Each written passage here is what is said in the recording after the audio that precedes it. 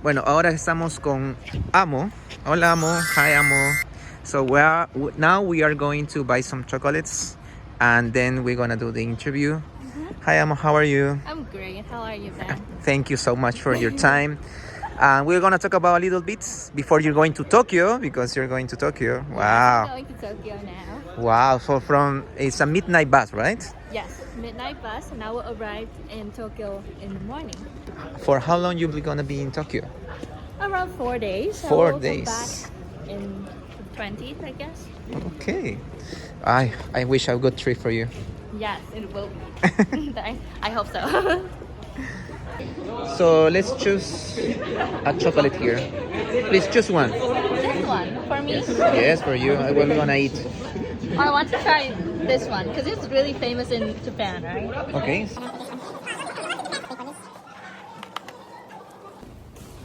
About to eat this chocolate with Amo. Y ahora estoy con Amo, ya nos hemos sentado para poder comer el chocolate aquí que hemos comprado hace poquito, y mientras tanto voy a hacerle unas cuantas preguntas para que ustedes puedan conocerla y también inspirarse un poco al momento de aprender el inglés y intentar estudiar fuera en otros países, ¿ok? Amo, I just said that we're gonna eat these chocolates, and while doing this, I wanna ask you some questions, and then we'll get inspired from you to start learning English. Sure. So first, tell us a little bit about you. Where are you from? What are you doing here in Japan? So hello everyone, I'm Amo. Amo is not my real name though, but I'm from Vietnam, and currently I am an exchange student in AUD, the same school with Ben. And I will be here for 6 months. And then I'll be back to finish my education in Vietnam. Nice to meet you.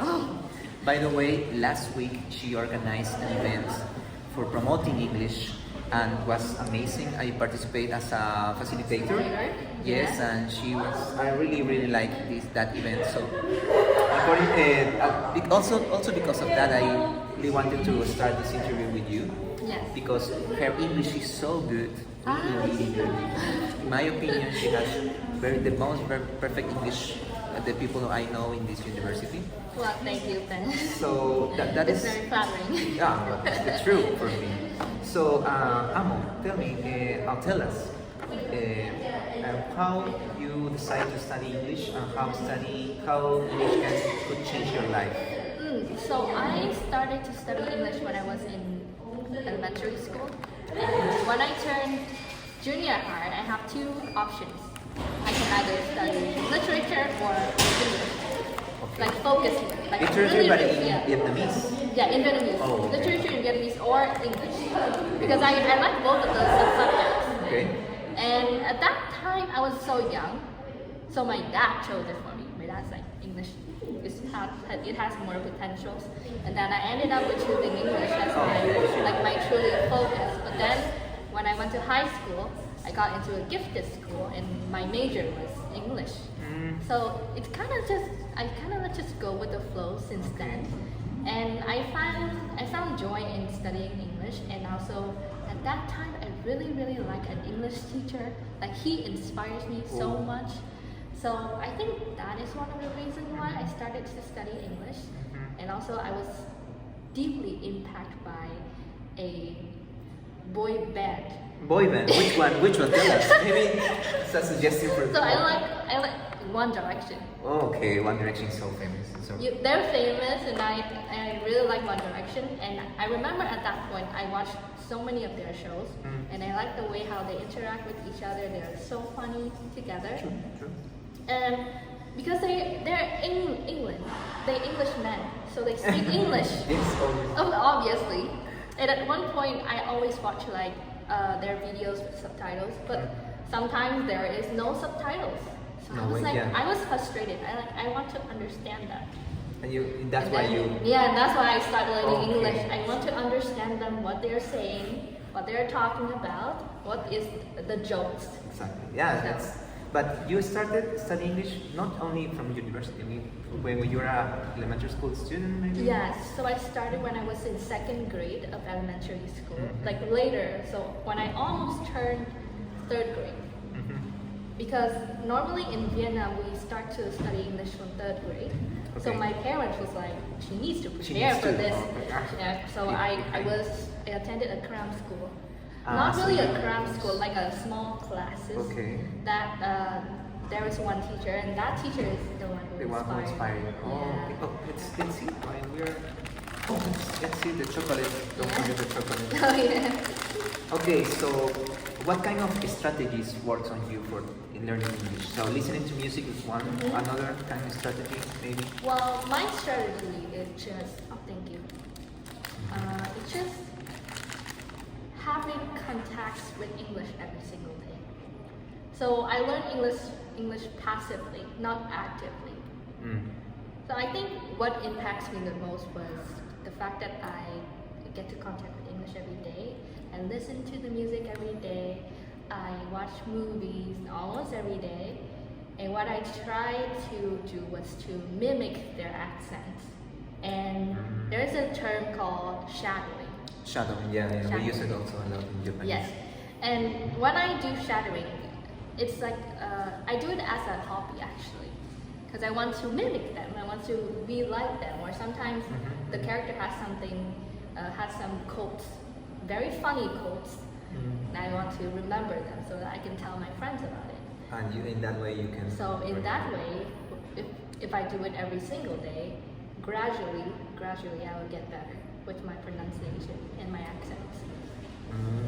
So do you think you have more like an American accent or British accent when you speak English? Anyway, this is great. This is really good. I have an American accent because most of the time I watch American shows. Like Friends? Like, yeah, Friends. Or at that time, I remember I watched How I Met Your Mother. Oh, that's great. Yeah, that's really good one. Okay, so- totally recommend it. Yes, I know. Listening, practicing, shadowing, immerse in English. Immersed in English. That's the I think word. that's the Immersed in English. Immerse in English. Yeah. Okay, so any recommendation when it's about to start speaking because it's really stressful for many people? So I have a really good one. Is to put yourself into a situation where you have to speak English. So in Vietnam, we have a term called foreigner hunting. Okay. So it's not. Explain, please, explain. It's not like hunting. So, for example, you are a student. You want to talk with foreigners, right? What do? You go to the places that has foreigners. In our case, it was a city, a place, a center in the city. A touristic place? In Yes, Vietnam? a tourist place, exactly. And usually in those tourist places, there will be many foreigners, and we Taking will just pictures and like. exactly. We will just come up to them and speak to them like, hey, can I do an interview? Hey, I can talk. But you can I went. talk to You sorry for interrupting. You went by yourself or with your friends encouraging you? It's not like a group thing. Either way, you can go by yourself if you want to challenge yourself, of course, because Very you good. need a lot of courage to do that, of course. But once you started and then you had fun and then you meet new people, you will find that it's very interesting to just go up to a person and talk to them. You can meet new friends, you can learn about culture. Or I also joined a tour guiding club. Yes, So I don't you know told me if, about yeah, that. I told you about that, right? And Yes. I don't know if in your country there is a tour guiding club. If I you don't know one, but maybe. maybe that somewhere in the world Yes. they will have a tour guiding club for foreigners, right? So I joined a tour guiding club and I get to talk with foreigners every single week, introducing them about our culture, about our history, Yes. which is very inspiring because I want other people to know about our country, to know about our history, to inspire them, to Yes. tell them to please come back to our country and then enjoy our culture. So what I mean is to put yourself into a situation where you have to You speak have to. English. It force you like. Yes, learn because yourself. when you learn a language, it has input and output, right? Exactly. You learn in school, you have a lot of inputs, but you don't have outputs. You don't practice. You don't speak it out. You don't like do it. So what I do is I do it as much as possible. Okay, so you're telling us that okay, speaking English makes you more meet more people around the world, foreigners. what about academic goals? I mean, what kind of academic goals you have because you can speak English? About academic goals when it comes to learning English. English, yes. I mean, speaking English open many doors, right? So, Yes. Talking about academic point of view is maybe speaking English help you to got scholarships or I don't know, something about academic. Oh, something about, okay. So once you are good at English, it opens a lot of opportunities for you, of course. You can get great jobs. That's a big motivation there. That's true. You could get a lot of money. And last time when me and Benjamin, we had a teaching in English workshop. Yes. And according to research, it shows that if you are attending a school that teaches English, the teachers there get paid more than normal schools. Exactly. Right? Yes, So, that's true. so if you're teaching English, you get more money, guys. And and also, studying English get you you can research in English. Yes. You can read a lot of articles, a lot of papers in English, which is very convenient because most of the papers are written in English. Exactly. Around the world, yes. Yes, around the world. And a lot of informations are actually written in English. So if you want to study, you want to learn, you should Do learn it in English English. first because it's like a bridge to get you to places.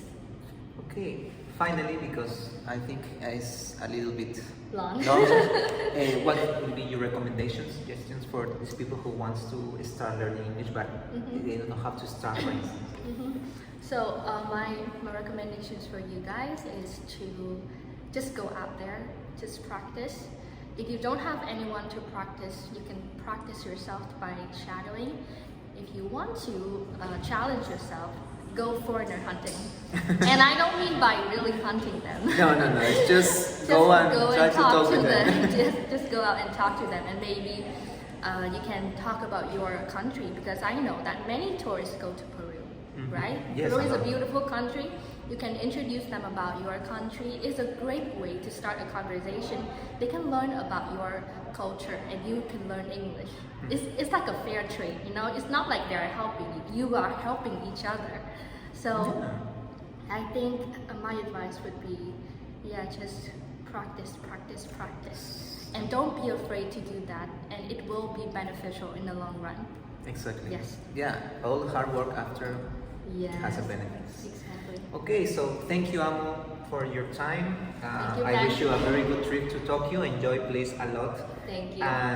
And now for my followers, esa ha sido la entrevista con Amo. Muchas gracias, Amo, por tu tiempo. Y bueno, lo más importante de la entrevista era que ustedes también puedan conocer a Amo y también conocer un poco de su experiencia y también hacer que ustedes puedan inspirarse y practicar y aprender el inglés, porque como dije hace un momento en la entrevista, inglés abre muchos puertos.